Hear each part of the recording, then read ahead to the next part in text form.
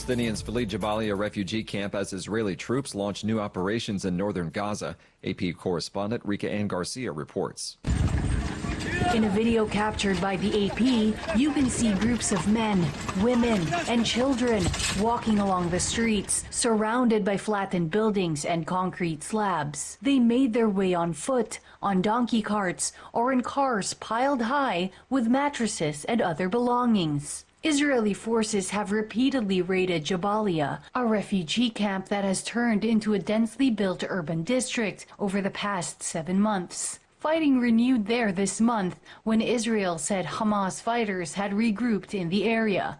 I'm Rika Ann Garcia. More than 300 people and over 1,100 houses were buried by a massive landslide that leveled a remote village in northern Papua New Guinea, according to local media reports. Reuters' Ryan Chang has the story. The Australian Broadcasting Corporation said the landslide has blocked highway access, making helicopters the only way to reach the area.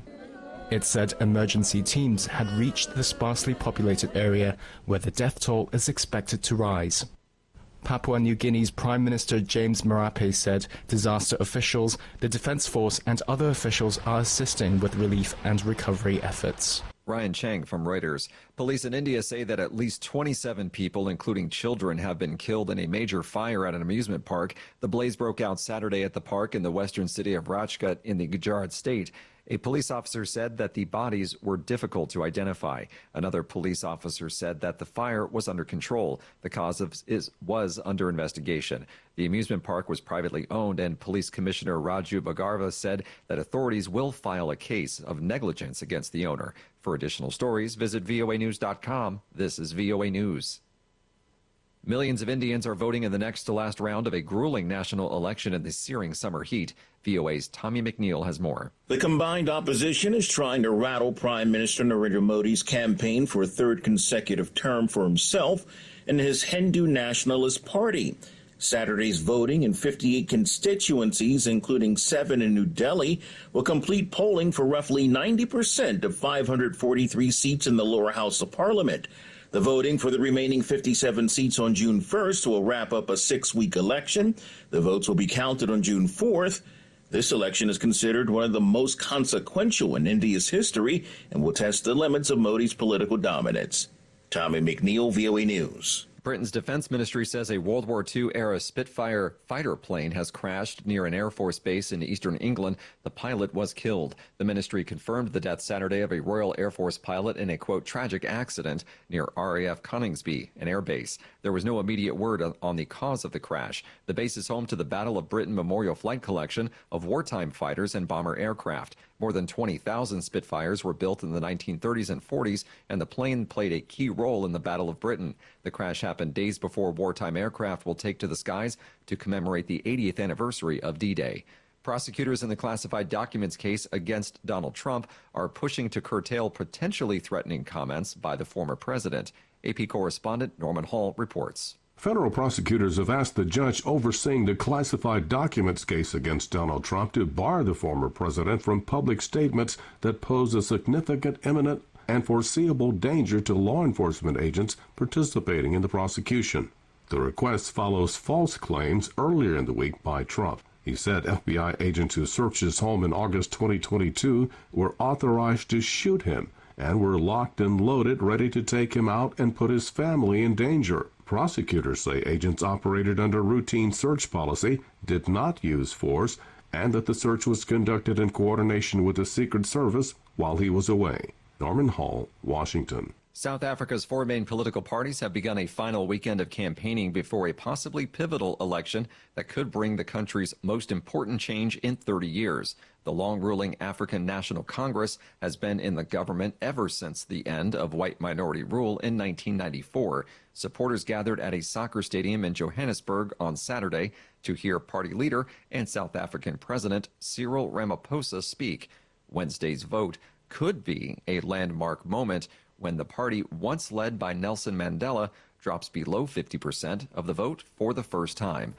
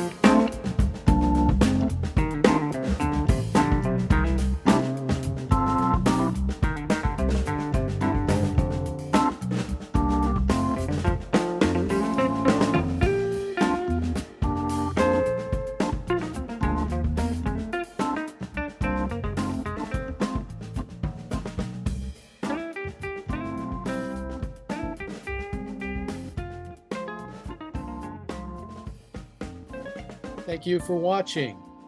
Can you do me a favor? Please leave a comment in the comment section below. That would really help.